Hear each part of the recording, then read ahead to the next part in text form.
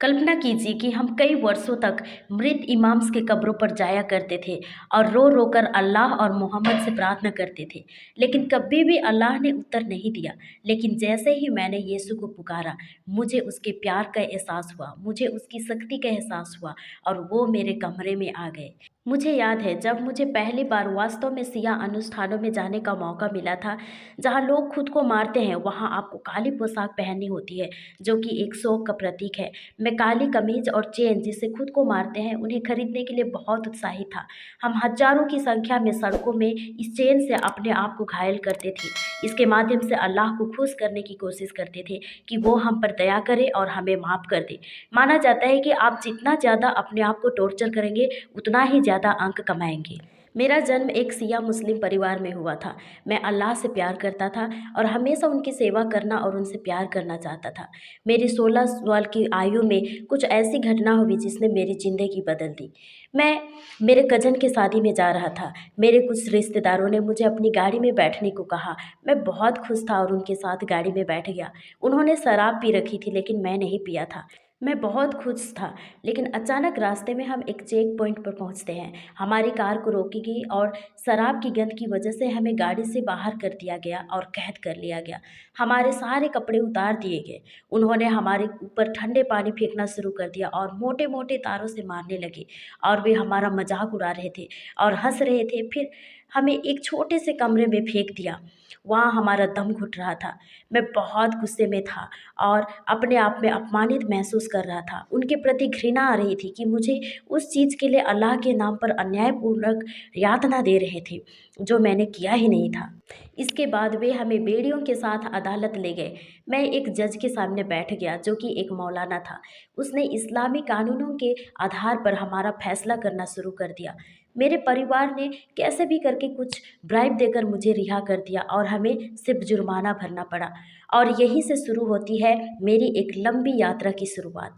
मैंने इस्लाम पर सवाल उठाना शुरू कर दिया कि जिस इस्लाम से मैं प्यार करता था, सेवा करता था, लेकिन यह कैसा धर्म है जिसमें इतना अन्याय है।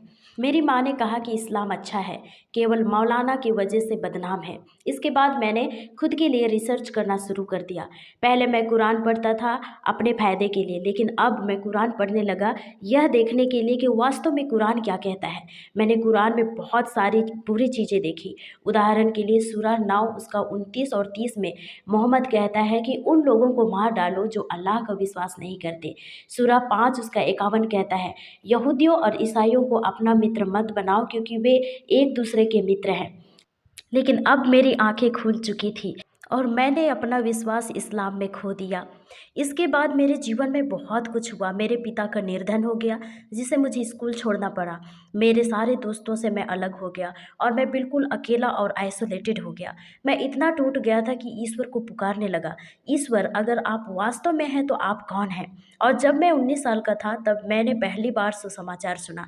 बिजली चली गई थी। मेरे पास एक रेडियो था, मैंने इसे चालू किया। कोई अपनी कहानी सुना रहा था कि वो आत्महत्या करने जा रहा था, लेकिन रास्ते में उसे म्यूजिक की धुन सुनाई देती है और वो वहाँ पहुँचता है। वो एक चर्च था, वहाँ उसने सुसमाचार सुना जिसने उसकी ज़िंदगी बदल दी। इसे सुनने के बाद मुझे मेरे जीवन के लिए एक नई आशा दिखाई देने लगी। इसके तुरंत बाद मैंने सुना कि यीशु मसीह परमेश्वर का पुत्र है। वह पृथ्वी पर आया और हमारे लिए क्रूस पर मर गया एक बलिदान के रूप में, और तीसरे दिन मृतकों में से जी उठा, और जो कोई भी उस पर विश्वास करेगा वो बचाया जाएगा। लेकिन मैंने इसे विश्वास नहीं किया और कहा कि ईश्वर का कोई बेटा कैसे हो सकता है, क्योंकि ईश्वर की कोई पत्नी नहीं है। एक हफ्ते बाद मैं बहुत उदास था, सब कुछ अंधकारमय और आशाहीन लग रहा था। मैंने फिर से एक संदेश सुना। उस दिन मेरे पास खोने के लिए कुछ नहीं था। मैंने कहा, यीशु मैं तुम्हें नहीं जानता। मुझे बताया गया था कि तुम एक नबी हो, लेकिन अब मैंने सुना कि तुम परमेश्वर के पुत्र हो। मुझे नहीं पता कि कौन सच बोल रहा है। मैं धर्म का शिकार नहीं बनना चाहता हूँ, लेकिन अगर ये सच है तो मैं चाहता हूँ कि तुम मुझे अपने आप को दिखाओ, विश्वास करें। जैसे ही मैंने कहा, एक गर्मी मेरे हाथ के पास से गुजरा। मैं रोने लगा। ऐसा लगा कि किसी ने अपना हाथ मेरे दिल में रखा और सारी नफरत, क्रोध, कड़वाहट और अवसाद को बाहर निकाल दिया, क्योंकि मैं उन लोगों से नफरत करता था जिसने मुझे यातना दी थी। नफ़रत अब करुणा में बदल गई और मैं खुशी प्यार से भर गया। इसके बाद मैं अपनी माँ के पास गया। मेरी माँ ने मुझे देखा और कहा कि तुम्हें क्या हुआ है? मैंने कहा क्या? उसने कहा तुम्हारा चेहरा चमक रहा है। मैंने अपनी माँ से कहा मैं एक मसीही बन गया हूँ। मैंने यीशु को अपने दिल में ग्रहण कर लिया है। मेरी माँ कई वर्षों से बीमार थी और उसे सर्जरी की ज़रूरत थी।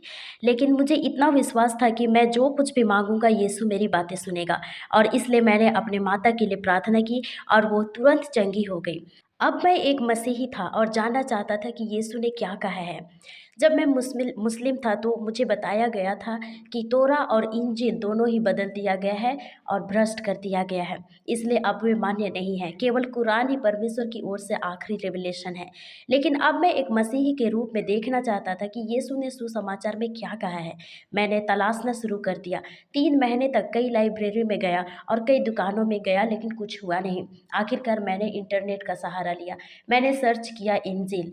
कई लिंक सामने आए। मैंने उन पर क्लिक किया, लेकिन लिखा था कि यह वेबसाइट तक पहुंच निषेध है, क्योंकि सरकार ने इन वेबसाइट को बैन कर दिया था जिन पर वास्तव में सुसमाचार था। मैंने वीपीएन का उपयोग किया और लिंक पर क्लिक किया और बाइबल की सारी किताबों को ओपन किया। मैंने कई सारी किताबों को देखा जिनके बारे में मैं नहीं जानता था। फिर मैंने सिर्फ सुसमाचार के 4 किताबों को ही डाउनलोड किया और पढ़ना शुरू कर दिया। आई थिंक मैंने 5 ही दिनों में पूरा सुसमाचार पढ़ना खत्म कर दिया।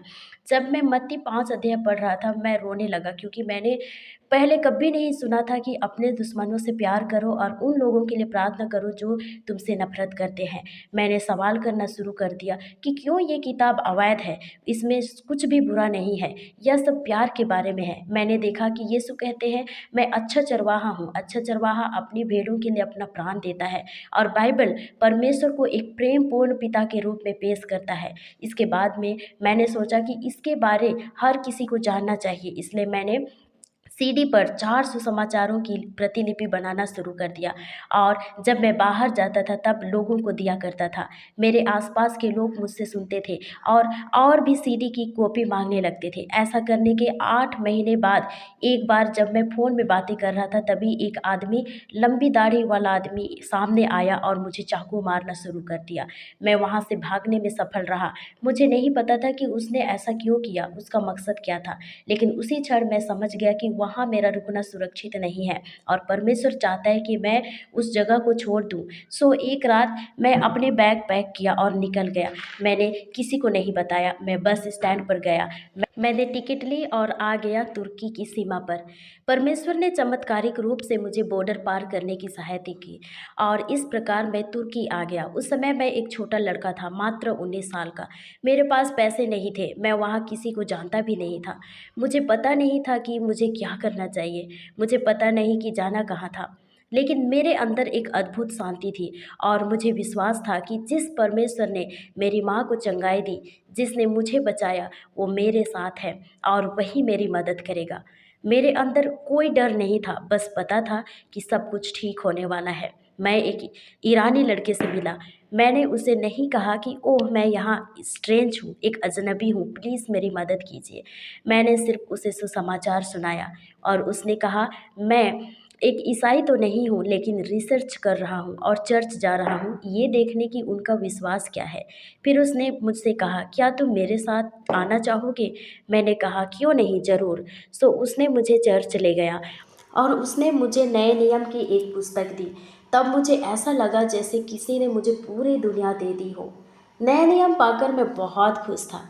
चर्च में मैंने लोगों को गानों के साथ, म्यूजिक के साथ स्तुति करते हुए और आनंद करते हुए देखा। मुझे याद है हर बार जब मैं मस्जिद जाया करता था, हमेशा रोता और चिल्लाता था, मैं उदास रहता था। और फिर चर्च सर्विस के बाद पास्टर मेरे पास आए और कहते हैं वेलकम, आप यहाँ क्या कर रहे हैं? और मैंने अपनी सारी कहानी बताई। उसने कहा प्रेज द लॉर्ड, उसने तुम्हें बुलाया है, वो तुमसे प्यार करता है और उसके पास तुम्हारे लिए एक योजना है। चर्च मेंबर्स में से ही किसी ने मुझे अपना घर ले गया। परमेश्वर मेरे प्रति काफ़ी विश्वास योग्य था कि उन्होंने मेरी केयर और रक्षा की। मुझे कई धमकियां मिलने लगी थी, लेकिन 2 साल बाद एक फ़ोन आया और कहा गया कि आपको शरणार्थी के रूप में स्वीकार कर लिया गया है, और मैं अमेरिका पहुंच गया। मैंने कहा, धन्यवाद प्रभु, एक स्वतंत्र देश के लिए जहां मैं स्वतंत्र रूप से आपकी आराधना कर सकता हूं। वहां मेरे बाइबल स्टडी कंप्लीट करने के बाद मैंने ईरानियों के लिए एक चर्च शुरू किया और उन्हें सुसमाचार देने लगा, और इस प्रकार अब वे यीशु मसीह के पास आ रहे हैं। The church for Iranians began to reach out to Muslims. Iranians are left and right coming to Jesus. Imagine for all those years, we would go to the shrines of dead imams and we would pray to these dead bones, crying out to Allah, to Muhammad for answer. And not even once Allah answered our prayer. But the moment I called on the name of Jesus, I felt this love, I felt His power, and He showed up in my room. My name is Ramin Parsa, and I am One for Israel.